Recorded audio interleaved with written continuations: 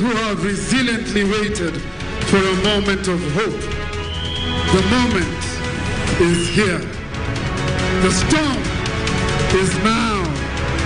It is my singular, distinguished honor to invite the man you can trust, the next president of the Republic of Kenya, His Excellency William Musalia Mudavadi.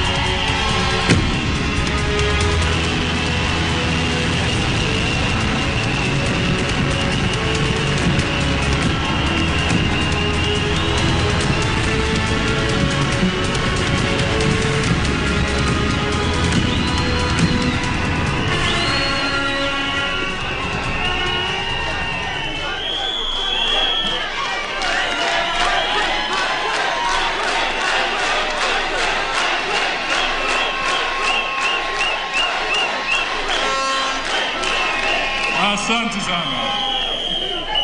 That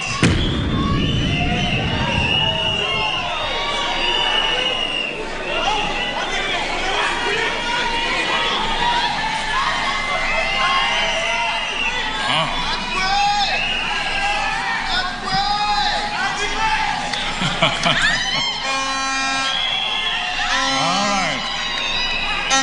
Thank you, ladies and gentlemen. Indeed, the country is going to experience the earthquake.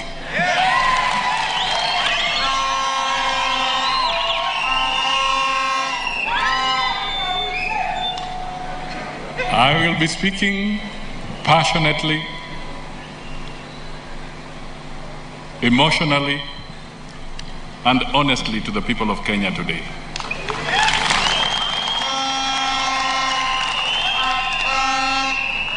And I will ask you to lend me your ears and your eyes, and where you can, your emotions, because we must speak to Kenyans. Let me start with the salutations. Distinguished guests, starting with the Deputy President of the Republic of Kenya,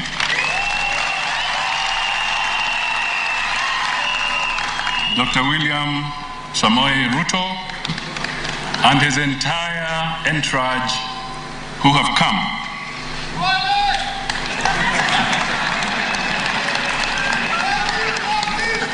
That's great. I didn't know Duale was here, but that's good.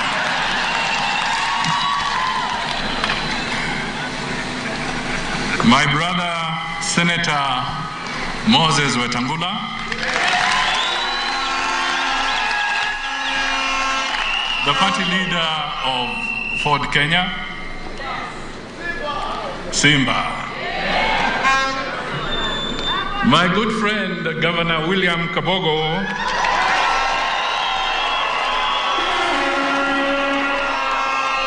the party leader of Tujibebe, hataki kubebwa, anasema tujibebe.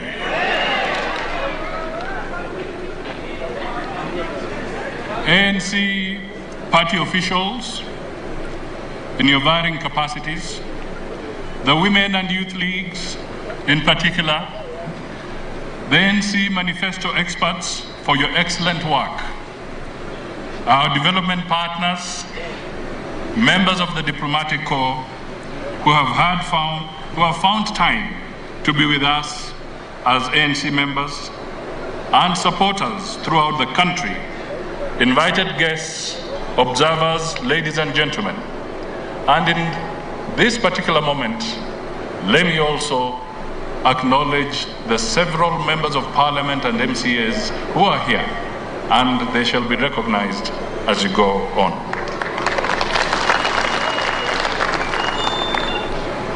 We are assembled here on what is going to be remembered for generations to come as one of the most defining gatherings and moments in the history of the Kenyan nation.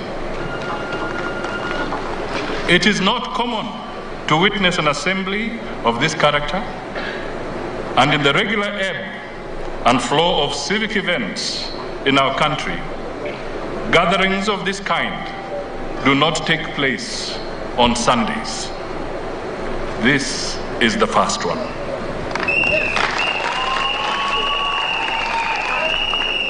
I wish to thank you all for setting aside the time to be part of this parade. Also with us here today, we are several members of my family, and kindly allow me to quickly introduce to you my immediate family, beginning with my best friend and life partner, Tessie.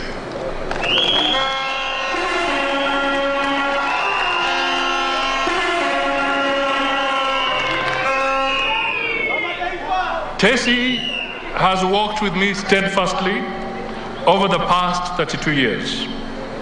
She is a pillar of comfort, strength, and support, and the mother to our 3 children.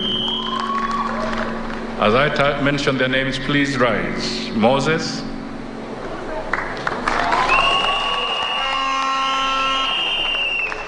that is Substone, Michael, Lulu, and Marianne Atyanzale, who has spoken. Allow me to thank them for the support that I continue to enjoy from them and for the vicarious carrying of some of the political burdens that should be reserved for me. Thank you all for being there for me, and I love you very much. Fellow Kenyans, ladies and gentlemen, the choice of this day has been made very carefully and deliberately, because indeed people are asking me why Sunday.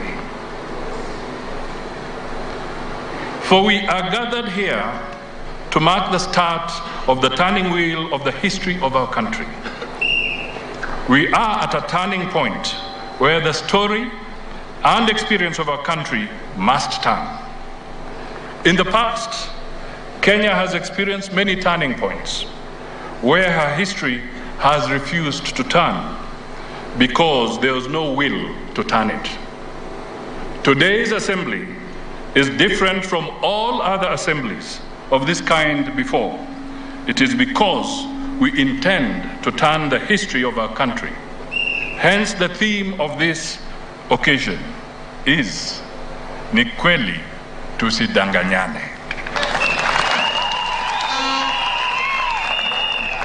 It is true. Let us not lie to one another. For so long, Kenyans have lived on a diet of political lies, deceit, and betrayal. Those in leadership have failed to place any useful premium on the words that leave their lips. There has been no passion in their hearts, no sincerity in their minds. And when making promises, and especially electoral promises, a wide gap exists between the words of our mouths and the meditations of our hearts. Our words dissolve into meaningless vapor the very moment they leave our lips. This assembly is intended to mark the start of the end of the culture of leadership, paying lip service to the long-suffering people of this country in the spirit of our mantra, Ni kweli tusidanganyane. Accordingly, no day of the week could be more astute for the NDC of ANC, as well as our missionary and visionary agenda for this country and its people. Within Christendom, Sunday is sacrosanct. It is a day to make ablutions and oblations, a time for sacrifice and renewal. We are here, therefore, to renew ourselves, to find fresh energy and fresh commitment to the great sacrifices that lie ahead, to embrace the greater national good and interests. We are here, fellow Kenyans, to define and aim for greater loyalties and bigger dreams for our country. We are here because we have transcended narrow individual agendas. We have begun the journey to end personality cults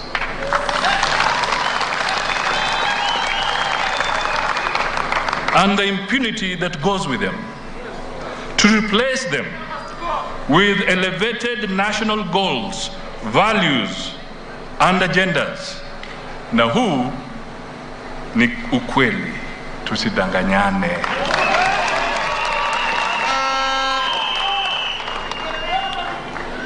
Fellow Kenyans, allow me therefore to thank you all who are assembled here today, as well as those who are following us through the other platforms, for being a part of this grand parade, the second Amani National Congress NDC since the formation of our party in 2015.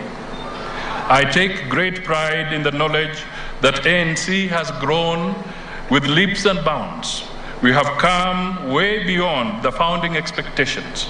We have shaken off our detractors and malign forces that have attempted to slow us down, to divert us from our cause, and to wreck our party. We have gallant men and women, young and elderly, all made of sterner stuff than our detractors have imagined. We are majestically marching towards the noble goal of making our country better for the present and future generations. Allow me, ladies and gentlemen, to singularly thank this NDC for ratifying my presidential candidature for this year's election. This is the first major step in the direction that we are headed. You have bestowed upon me a great honor and a momentous task. I accept this assignment with a lot of humility and a sense of pride and duty. Whether the road ahead is marred with thorns or stones, heat or thunderstorms, I promise and commit that because of the confidence you have shown in me and because of your commitment to walk with me, we will this time get to the promised land. The land of milk and honey. Wakati huu tusidanganyane.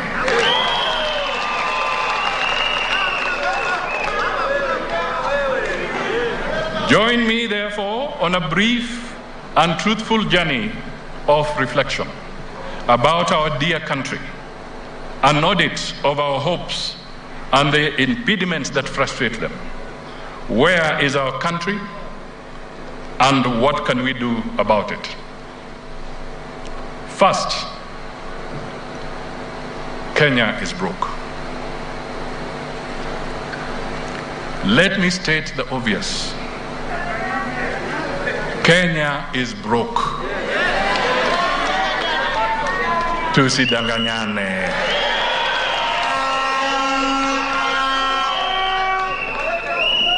The great American patriot Abraham Lincoln admonished us to always follow the path of the truth. The fact is, he said, the truth is your truest friend, no matter what the circumstances. So the truth must be told, no matter how uncomfortable it may be to some. Tusidanganyane. Kenya's public debt is galloping towards the 9 trillion ceiling against a GDP of Kenya shillings 11 trillion. This means that for every 100 shillings of revenue collected, 70 shillings goes towards paying debt. That leaves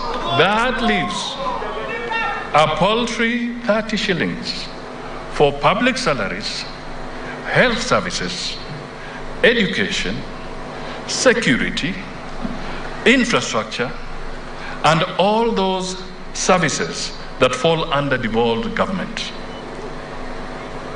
Yet we are told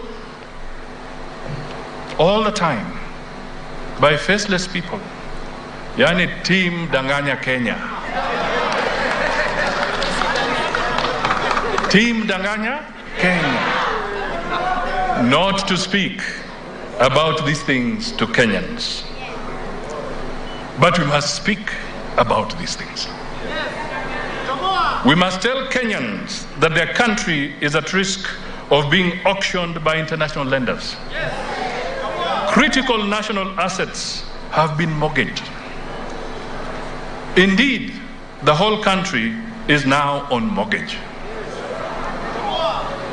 When we ask to be told how the SGR facility, an infrastructure project, not a security project, an infrastructure project. When we ask to be told how the SGR facility has been secured, for example, we are told in affidavits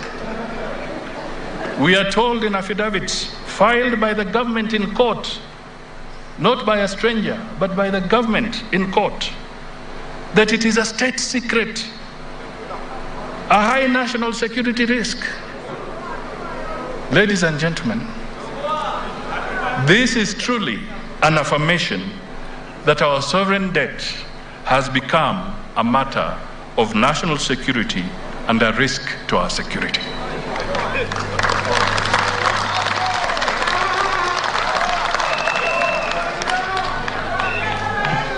The truth is that Kenya risks losing its sovereignty because of reckless borrowing to fund corruption. We need to save our country from the looming danger.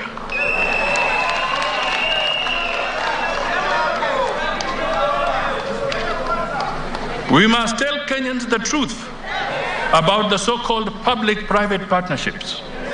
The private partners in these cartel-style deals are people in government, working with their close family members and cronies. These people are literally eating up the country. They are eating you up. For how long will we allow this to go on? These are the real thieves in the country.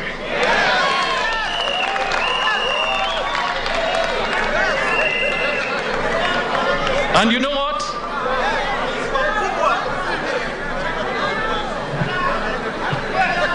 These cartels do not even pay taxes. They are the worst burden that the country has ever had to carry.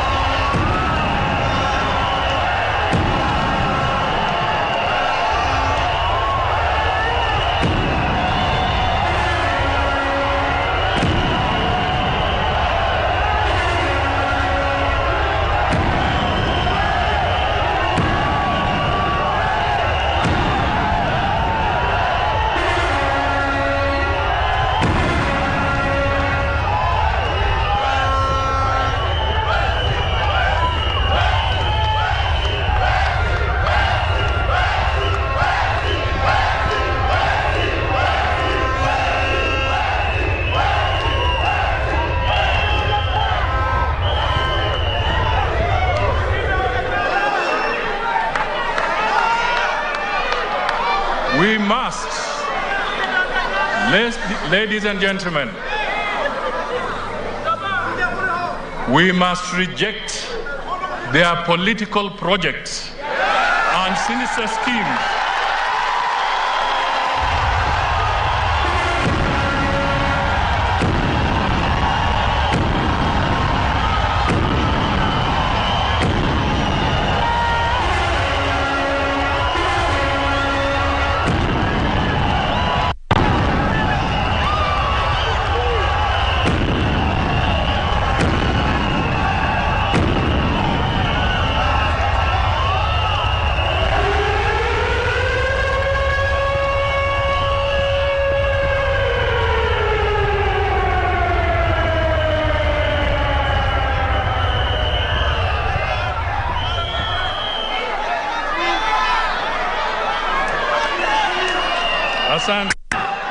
Let me proceed, ladies and gentlemen. Let me proceed. We must reject their political projects and sinister schemes in this year's elections. We are tired.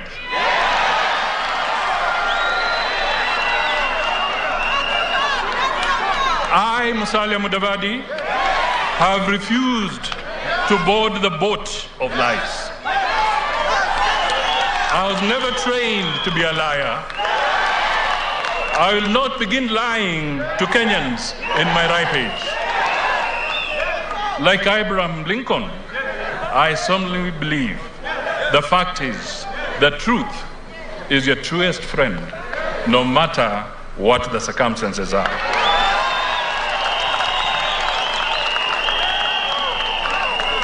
So, ladies and gentlemen, I am not boarding the train of lies. Let me instead tell Kenyans the truth. Reckless and irresponsible loans have sapped financial resources from the productive private sector. Kenya is on the verge of bankruptcy. Our creditors can hardly risk or lend us any more money than they have done. And now, the retiring government has resorted to scorched earth tax policies.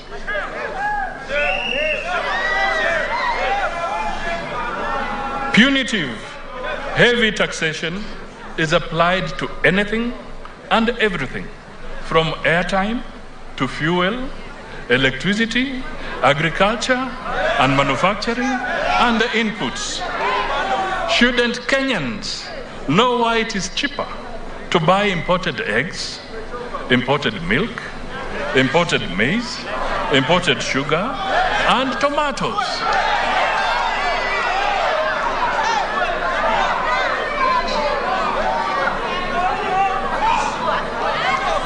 In this environment, the dignity of the Kenyan people is badly eroded. State Fuliza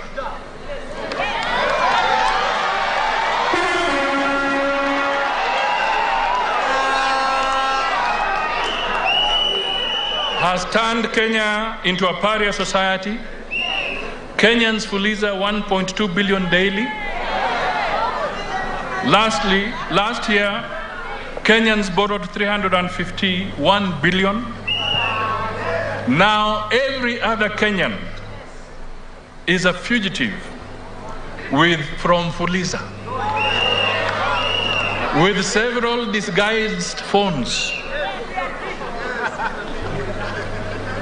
Ladies and gentlemen, kwa hivyo tusidanganyane.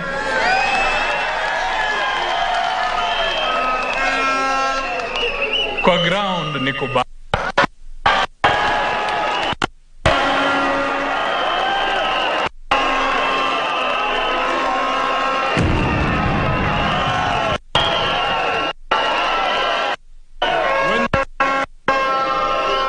When things were this bad and intolerance was a malignant tumor, Euripides, an Athenian playwright who lived 480 and 406 BC, had the courage to vow, I would rather die on my feet than live on my knees.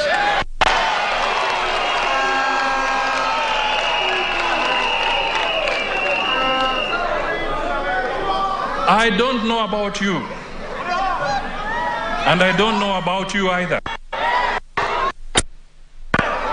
But certainly, I don't want to live on my knees in my own country. Indeed, how can we be proud that the government has bankrupted itself and the people? How can we accept to live on our knees? Kenya is at a dangerous crossroads.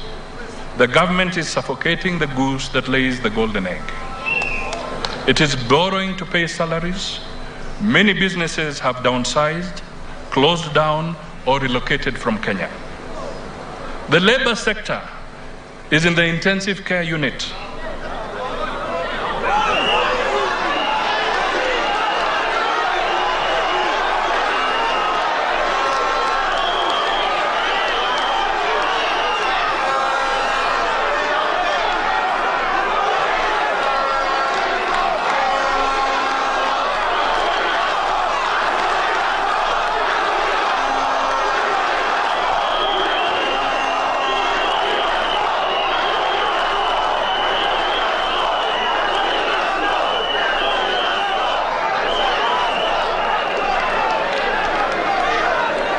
Education is collapsing. The health sector is in the ICU. Agriculture is dead. The transport and infrastructure sector is a conduit for corruption. The security sector is dead. The energy sector is synonymous with grand larceny. That is the highest form of corruption. We have been told that 2 billion shillings are stolen every day. The country is now hostage to robber barons. Those who should care are meanwhile engrossed in political self-preservation and grand corruption in government. Fellow Kenyans, what is happening in our country is unsustainable. If we do not create jobs for the youth and generate wealth, our country will explode. Make no mistake, we are sitting on a time bomb. Young people have lost hope in education because they cannot see the benefits. In my times, you longed to be in school. Today, our youth, and you've heard them speak, are setting schools on fire. When will we recognize that this is only the tip of the iceberg? When will we recognize the futility of telling our young man to go to school when he has 3 jobless university graduate brothers and sisters at home? When will we recognize that the political leadership of this country has failed the youth? We have behaved like rogue caretakers who rob those whose welfare you are custodians to. Young people are left with the motorbike as their only hope.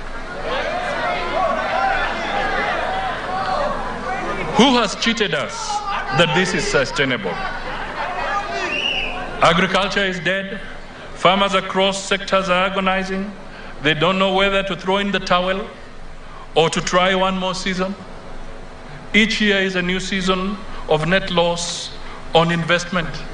The sugar farmers, the tea farmers, the coffee farmers, the rice farmers, you name them.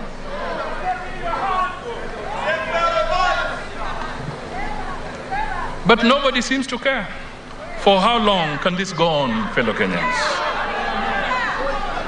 Meanwhile, because of the levels of unemployment and heavy taxation, the cost of production has gone through the roof, and the costs are pushed to mwananchi wa kawaida. And as the COVID pandemic has taken poverty among Kenyans to another level, depression has set in. Violence has overwhelmed us at home and away. That is the way it is. Tusidanganyane.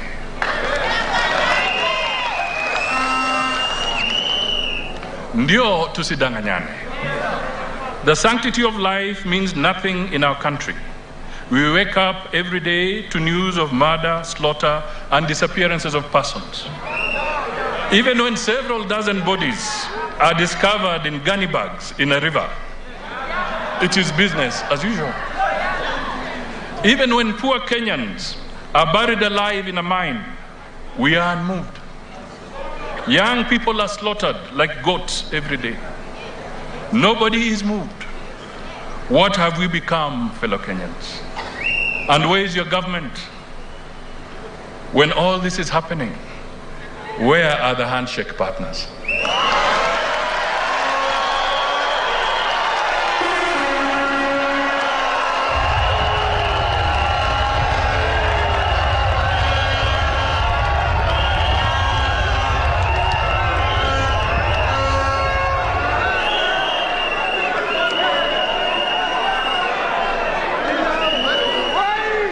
Lost sight of the meaning of government. Government is now about formalized corruption through budgeting to steal.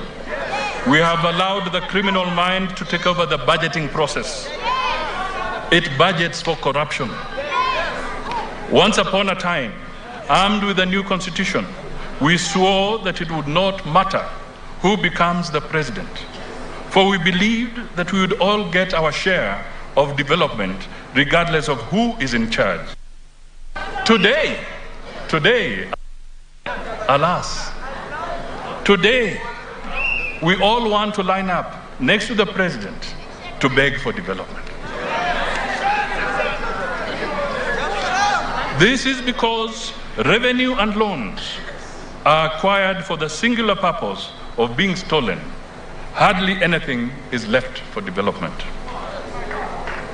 The Auditor General's report for 2019 shows that stalled projects, which we continue to borrow billions to run into mind-boggling trillions. Tusidanganyane. Times like these require a focused, level-headed, visionary, and truly patriotic and selfless leader and leadership. That leadership is speaking to the nation here, now.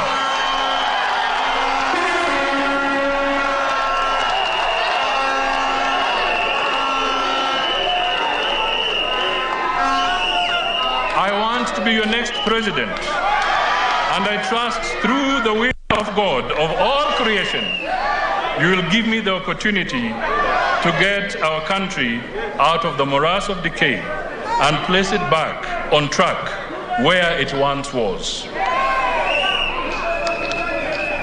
It was indeed Africa's undisputed tiger nation that competed head and shoulder above the rest of the tiger nations in the 1960s.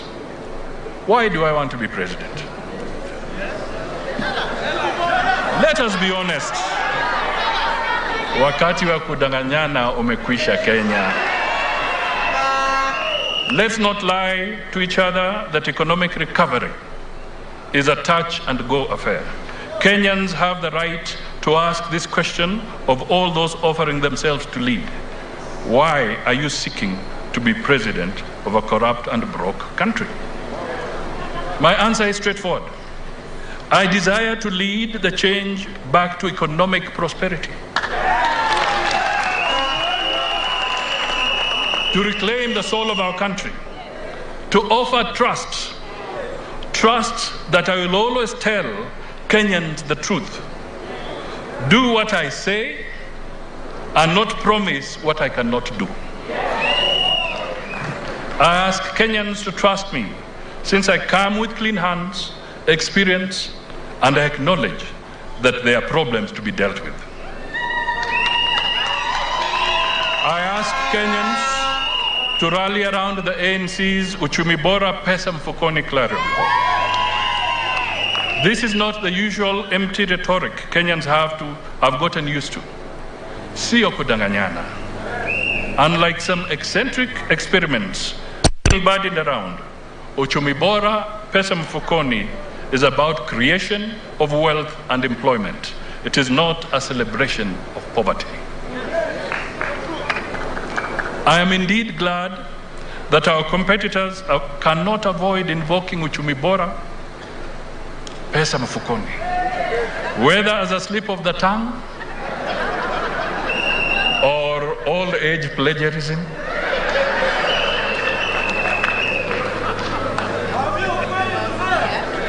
Uchumi Bora, Pesa Mfukoni is a strategy to resuscitate the economy and put money where it helps most, in your pocket. Remember, you are only safe if your neighbor is safe too. Therefore, Uchumi Bora, Pesa Mfukoni is about moving sovereignty to shared economic benefits for all. No one will be left behind or be discriminated. Hata hustlers wanahitaji uchumi bora.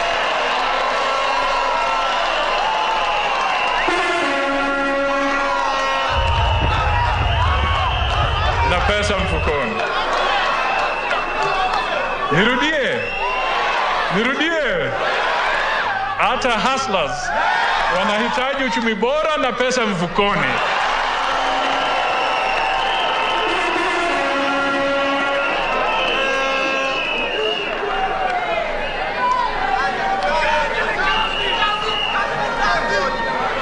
Together we will do it. Kenyans, let me touch on the issue of quality leadership. Look for quality in leadership and abandon those with the trust deficit and deceit. Trust issues have a very special place in my heart and in my life. A person must be as good as his or her word. If your word cannot be your bond, then you are not good even for the ash pit. Leaders must be the salt of the nation. If they have lost trust or are untrustworthy, then they have lost all the flavor of the salt of leadership. As we close into the critical moment when Kenyans must decide, I caution my compatriots, beware those who can never be trusted.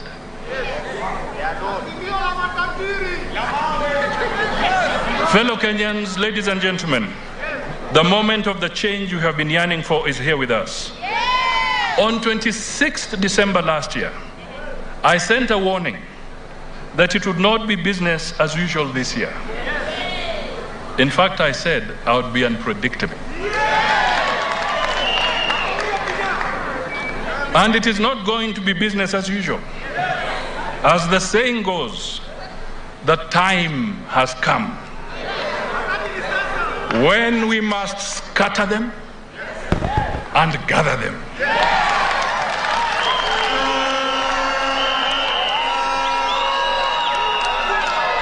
Scatter them and gather them. Yes, we are going to scatter them and gather them for the sake of our country. And we start today, here, now.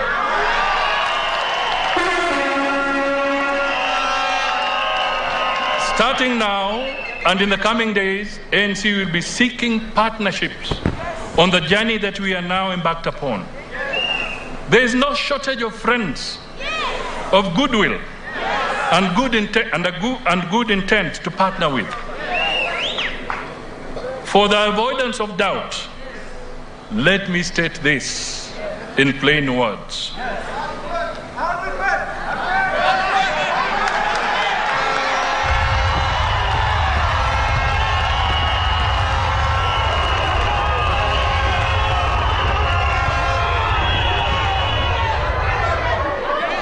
We may not know who is going with us or who will be our comrades at arms on this mission, but we know who they will not be. They will not be those who cannot be trusted. Those whom you trust at your own risk.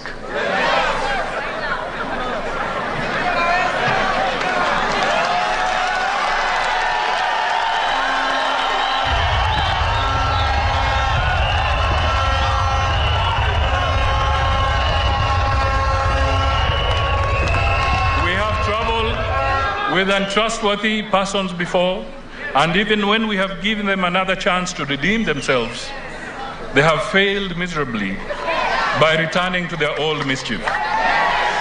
It is true, after all, that bad manners die hard. We shall no longer countenance the company of those who cannot be trusted. No, never again.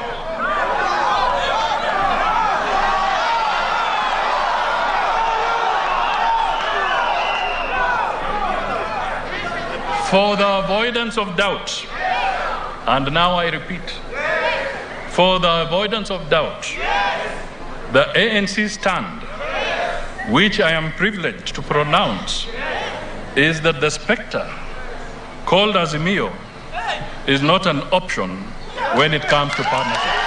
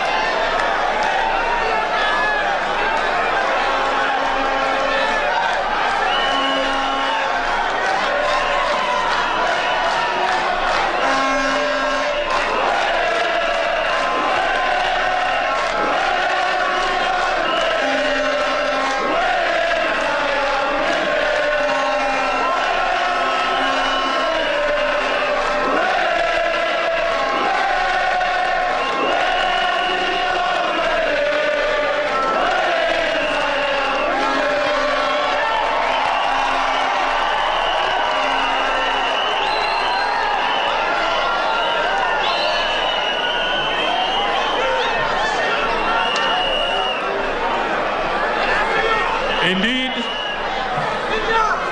this thing is neither an Azimio nor about unity.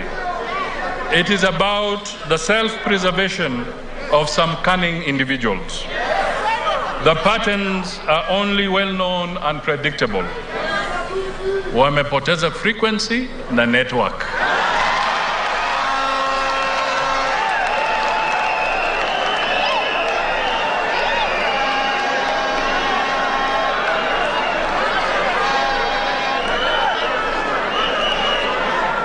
We have had enough of these self-preservation schemes. Tumechoka.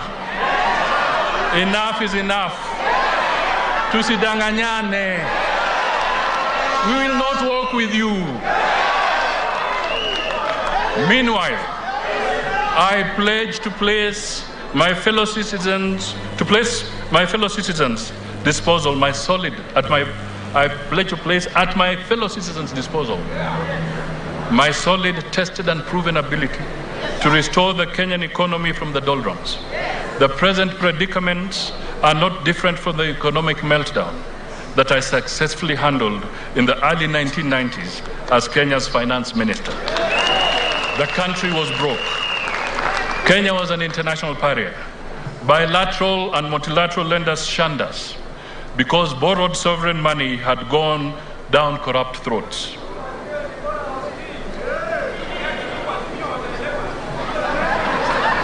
Just like now, I restored macroeconomic stability that resuscitated Kenya's economy and spurred its growth. I established the Kenya Revenue Authority to protect domestic revenue from being stolen. I made Central Bank of Kenya an independent entity, therefore closing avenues of graft under foreign exchange control regimes. The lenders came back, and our economy was soon back on its feet. Today, however, there is an embarrassing national ritual of adjusting the debt ceiling upwards all the time. It is deceit bordering on criminal intent. I am therefore boldly stepping out of the shadows to caution the government against borrowing expensive, easy to embezzle commercial loans with short repayment periods. This is because I have what it takes to change course. I may not have the fabled Midas touch, but yes, trust me, I can.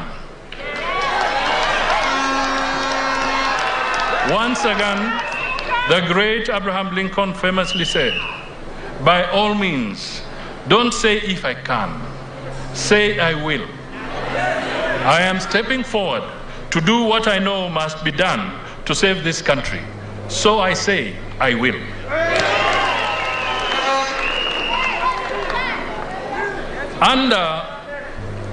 What should we do as a nation? Under the Uchumi Bora Pesa Mfukoni mantra, ANC is looking beyond the 5-year term of government to implement appropriate policies to support faster economic growth. Targeted for immediate action will be to implement measures to contain the economic meltdown through a national economic recovery plan. And they'll be in the manifesto. You will see I have listed several areas that we can touch to achieve this goal. Secondly, we must have prudent management and focus on the reduction of public debt.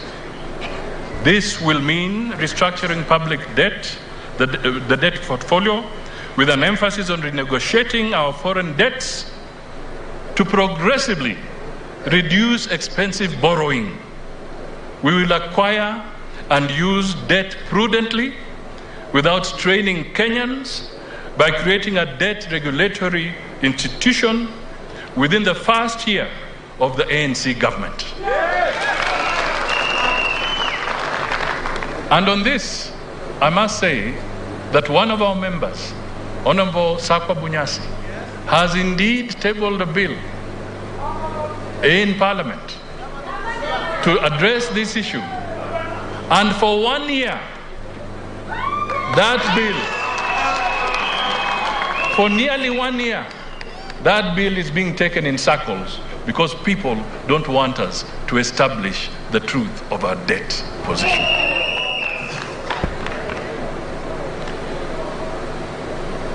We will make sure that we decriminalize taxation and make taxes unavoidable but affordable.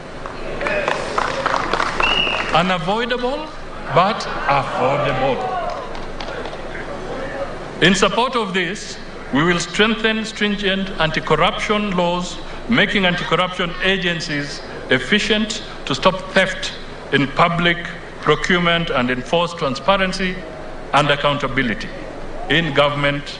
From henceforth, we want to make sure that the report of the Auditor General will not be the refuge of thieves, but the basis of criminal investigation and prosecution of offenders.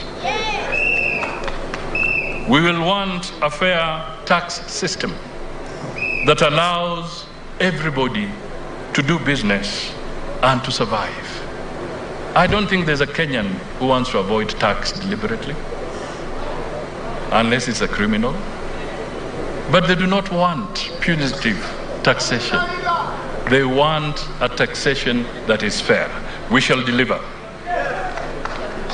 We want agriculture, which contributes 27% to GDP, 75% of our raw materials, 65% of our export earnings, and 60% of the total direct employment, and nearly 47% of our nearly 47% of our population is food insecure. At any one time, 2 to 4 million Kenyans are on food relief. We must reverse this. The ANC government will pursue a Kenya Kwanza policy. In agriculture and manufacturing, we will boldly put first the interests of the Kenyan farmers and entrepreneurs, and will vigorously subsidize the cost of inputs to make Kenyan products competitive.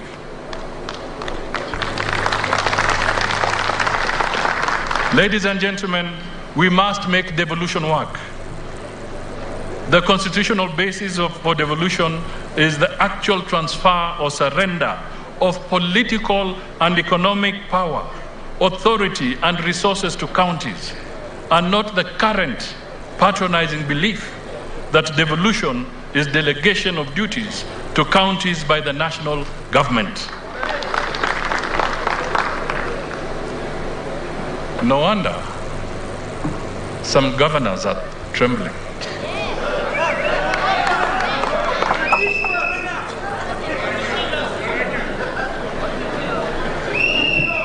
I know where the nuts and bolts of a working devolution system are needed. I vow fully to implement an effective devolution system as demanded by the Constitution and desired by Kenyans. Kenyans, let me speak to this one and please listen intently. Democracy, because this is a political speech and I must speak politics. Democracy requires eternal vigilance.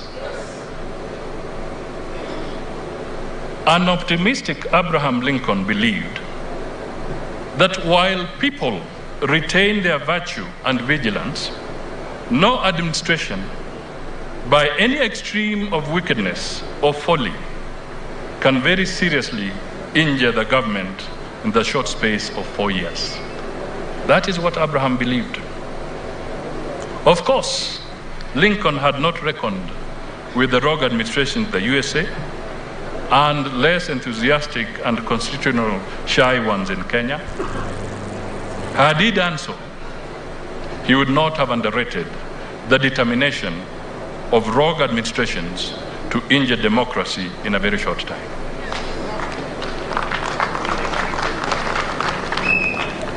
Kenya is a constitutional multi-party state, guaranteeing far-reaching rights and freedoms to all Kenyans. This has been achieved through untiring struggles of tears, blood, and death. It behoves any leader in this country to lead Kenyans in nurturing our nascent democracy. But there is sinister counter-democracy insurgency creeping into our governance system. Anti-people plots are afoot to curtail and defeat not only rights and freedoms, but also electoral democracy. These shenanigans are aimed at subverting fair, free, and verifiable elections by crippling political parties. This is reflected in shameful maneuvers to assault and curtail Kenyans' political rights to associate and freely choose their leaders. Yaani wanataka hata watuchagulie marafiki na watupimie hewa.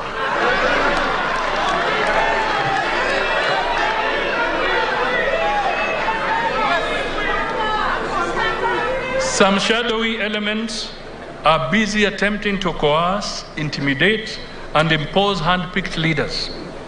This is a perilous road that can only lead to civil strife.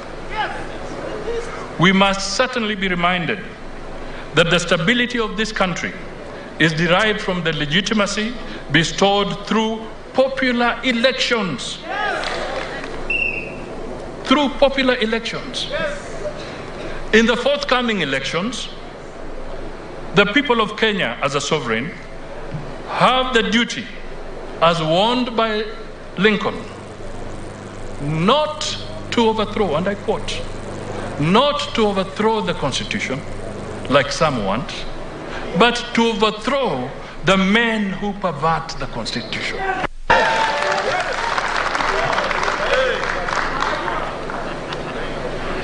I wish to repeat that. These elections, Lincoln would have said, our intention is not to overthrow the Constitution, like some want, but to overthrow the men who pervert the Constitution.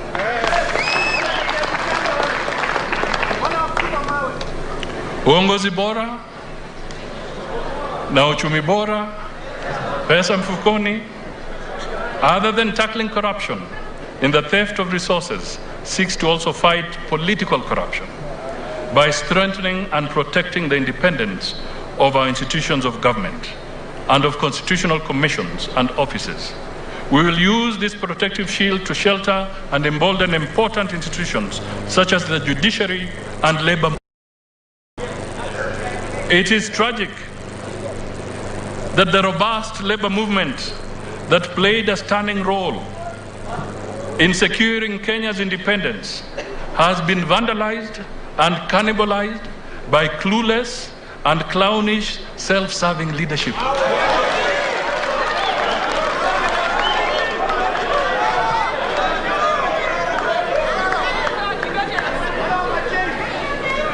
Under my watch, the labor movement is going to regain its sense of purpose and respectability as the middle house between employers and their employees. It will not be a clownish cowboy club that labors for a few individuals who openly boast and display the trappings of massive opulence whose sources remain smoky and mysterious.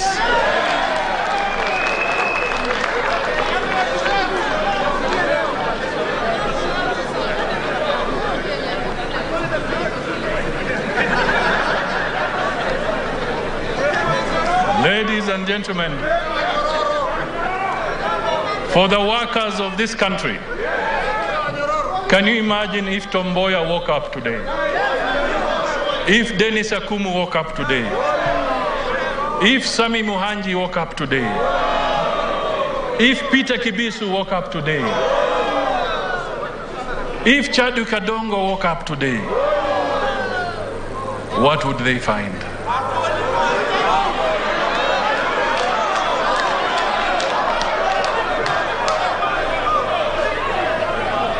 It is worrying how these groups have bastardized state institutions by weaponizing them for selfish ends. The war against corruption is on the limp because of weaponization of the entities that should be fighting graft in the country. They have been and personalized for political scarecrow purposes and prosecution of dissent. Individuals who do not toe a particular political line are targeted day in, day out for witch hunt through state agencies. This must not be allowed to. We stand up against political arm twisting and kidnapping of state entities for selfish missions, even way before we form government. And when we get there, there will be things of the past. Ladies and gentlemen, as I draw close to the end,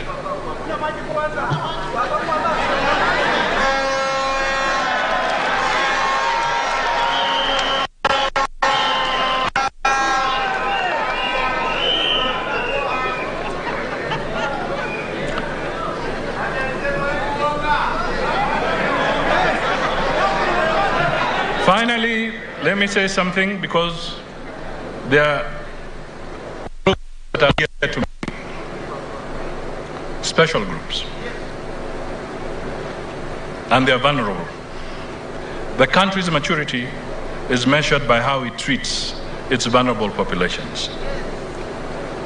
The minorities, the youth, women, and people with disabilities.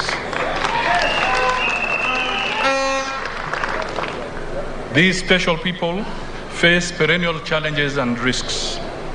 These populations have to grapple with social, economic, and political exclusion, in addition to the disadvantages of inadequate skills, unemployment, lack of capital to fund startups, and lack of business support and extension services to cultivate businesses.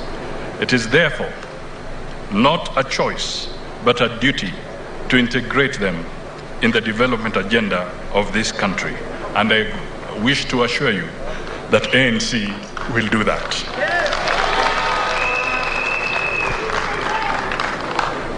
For the youth, let me say that I have a particularly soft spot in my heart.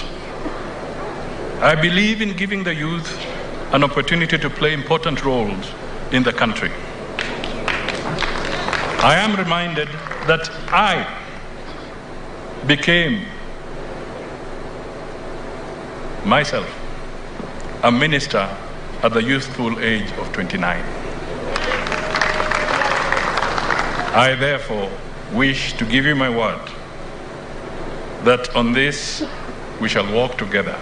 You have even seen the Secretary General of ANC as a signal of what we stand for. Women, our mothers, our sisters, our daughters, I need to reassure you that we will work and make sure that the gender rule that is demanded of the Constitution will be implemented.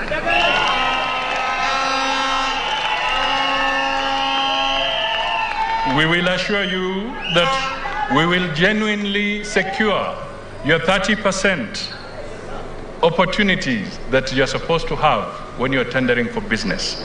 We will implement it appropriately. That is something you can take to the bank. Persons with disabilities.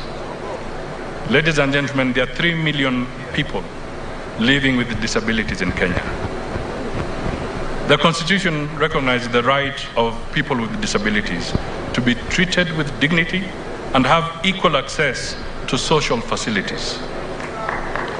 It also recognizes Braille, sign language, and other accessible formats as official languages in Kenya, and the right to participate in public life as essential to creating an active citizen. The Constitution further requires 5% of all elective and appointive positions in public be with disability. However, this has not been achieved in spite of the act that was passed in Parliament. It is an assignment ahead of us. Pastoralists and pastoralism. About 80% of Kenya is arid and semi-arid. Pastoralism forms 95% of household incomes. And these communities contribute 13% to GDP. But the great potential in the ASIL regions is yet to be fully realized. I want to assure you, as ANC, and as you will see in the manifesto, we want to work hand in hand to tackle this issue so that the untapped potential can be unleashed for our country. Ethnic minorities and marginalized communities. Let me tell you that we have both large, small, powerful, powerless, dominant, and subject, and also rural and urban marginalized groups, diverse. 3 million members of ethnic minorities and marginalized groups are found in 26 counties. They suffer consequences of being few in number and are often despised, ridiculed, barred, ignored, devalued, and are underrepresented and unemployed. Let me make it very clear. As ANC, we want to work with them.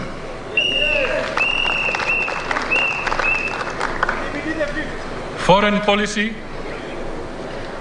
in a nutshell, without going into too much detail, we would like to recommend that the principles around uchumi bora, pesa mfukoni, as put out in the ANC manifesto, become a guiding principle for our foreign policy, and indeed to make us put Kenya kwanza in whatever we do and whatever we negotiate. We must not mortgage our country. We must make sure that trade benefits us. And importantly, we also intend to intensify protection of Kenyans in foreign nations in a quid pro quo sequence in accordance with internationally accepted protocols and conventions. We will not stand by as Kenyan workers abroad are molested and killed. Fellow Kenyans, for all the pragmatic interventions I have outlined above, to see the light of day, we must work together. The first hurdle is the coming elections. Board this ship that I intend to command to the lighthouse ahead. I cannot therefore resist the beautiful words of our national anthem that invoke the Kenya we want.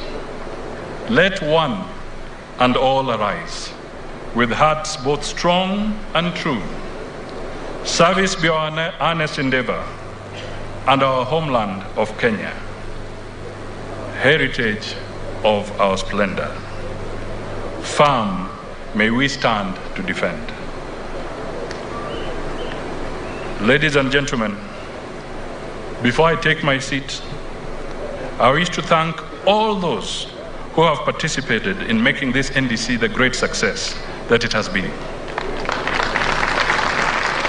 I will not mention all your names.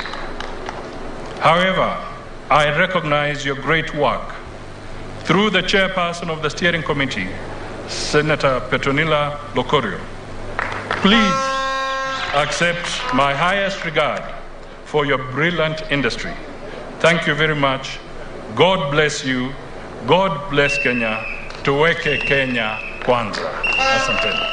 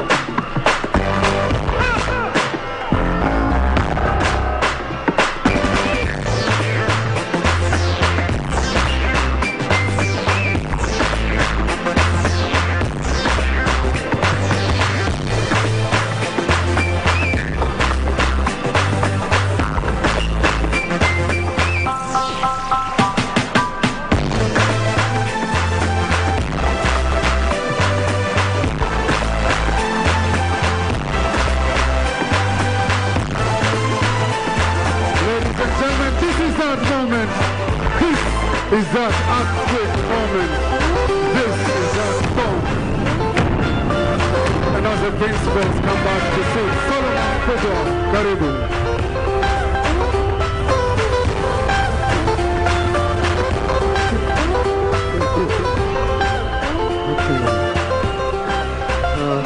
DJ, switch to Solomon Kubo. Okay. Hallelujah. Wapi kelele kwa Yesu, mupe Yesu shangwe na vigelegele. Haleluya. Kubwa, makofi tafadhali. Wapi vigelegele? Vigelegele ya Samuel Mkubwa. Haya, ningependa kuuliza, let's clear the stage.